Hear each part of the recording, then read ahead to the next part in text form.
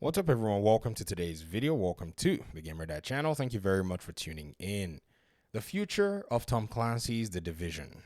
Now, we know The Division 3 is in development. I'm not here to spread doom and gloom. However, there are realities that are affecting the gaming industry right now that I think may play a hand in, say, the stability, maybe the progress, perhaps even how the timeline of developing The Division 3 might go. If anything, it could even maybe not touch the Division 3 as a base game, but the future of the Division 3 could be under, duress of some kind if, say, maybe the new forces in the gaming industry do not let up. What am I talking about? As it stands right now, there are a lot of different challenges going on in the gaming industry.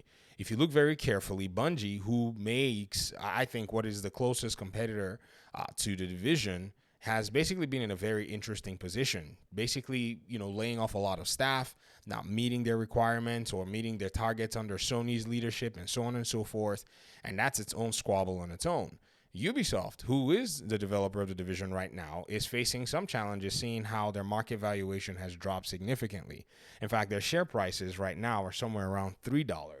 And I remember a few years ago looking into, what their share prices could look like. If you can, if I wanted to buy some of them, I never ended up buying them. And I remember they were low at that time and they were like $10.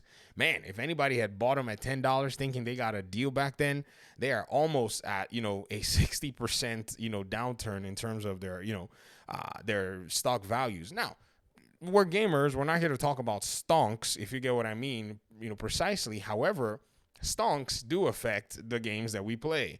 So we kind of have to take into account what that looks like.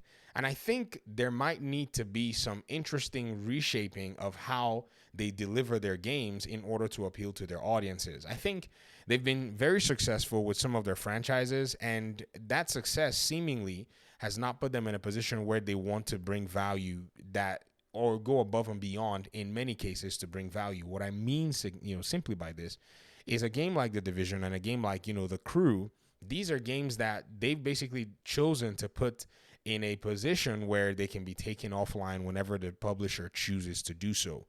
I strongly believe that this approach needs to significantly change. They must change this approach if they wish to actually be competitive right now in the gaming scene. They must start to do some things that are outside the box thinking things, because other publishers are just coming in. The market is saturated and they're going to get decimated.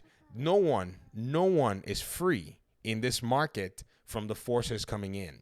If you notice, Ubisoft has basically shielded a lot of its games by DRM. That's another thing that they've done.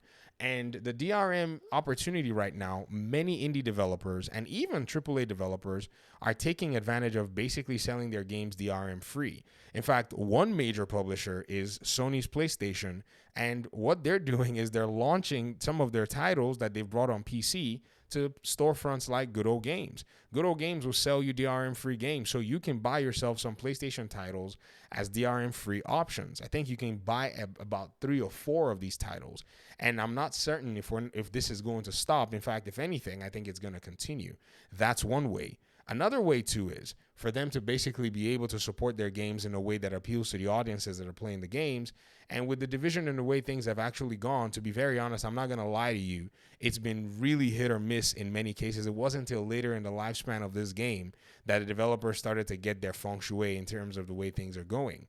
Also, another challenge that they're seeing right now is their Avatar game did not necessarily seem to be a good hit, and their Star Wars game that they've invested so many years in, basically pursuing these, 2 third-party IPs, are seemingly not coming out of the box as strong. Even their Assassin's Creed guarantee is also shaky, seeing how that has created political, social, cultural, and all kinds of interesting, unnecessary strife when it comes down to it.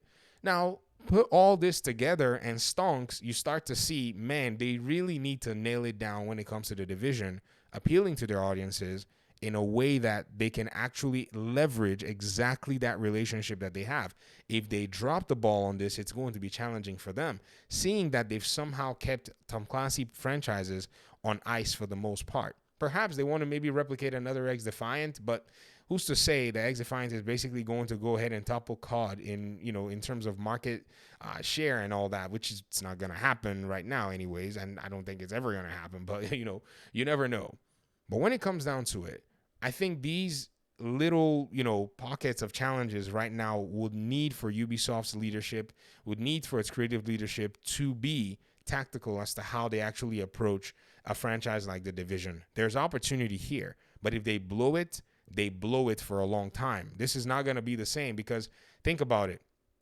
A lot of us that were playing The Division, 6, 7, 8 years ago, by the time The Division 2 comes out, it might be 10 years. Who knows if we'll have enough interest to want to deal with all these shenanigans anymore. That's one thing about getting older, and this is the audience that basically likes The Division. It's an older audience, and it's an audience that has a very small tolerance for shenaniganry. If we're going to be getting shenanigans, it might not bode well for the developers. So we're rooting for the devs, no doubt about that they do a good job when they're dropping The Division. But at the same time, I think the creative leadership and even the leadership has to pay very close attention to what's going on. Julian Garrity, this video is basically, saying, hey, man, right now the gaming industry is cutthroat. Some people seem like they're established in their roles and all of that, and that's great, but your developers are counting on you. If you're not successful, they're not going to be successful. The stakes are high, and, I hate to say it or put it this way, who am I who listens to this random YouTuber in the corner? Well, the gaming industry has basically been following the trends that many of us have been seeing for the last few years, simply because most developers have not necessarily been in tune with their audiences. So what developers need to do right now, what Ubisoft Massive needs to do right now, is stay heavily in tune with its own audience that it's cultivated over the years over 2 games. This is my video. Let me hear your thoughts in the comment section. Thanks so much for watching. Appreciate you guys' time and audience, and hopefully we'll talk pretty soon in another one. Peace out.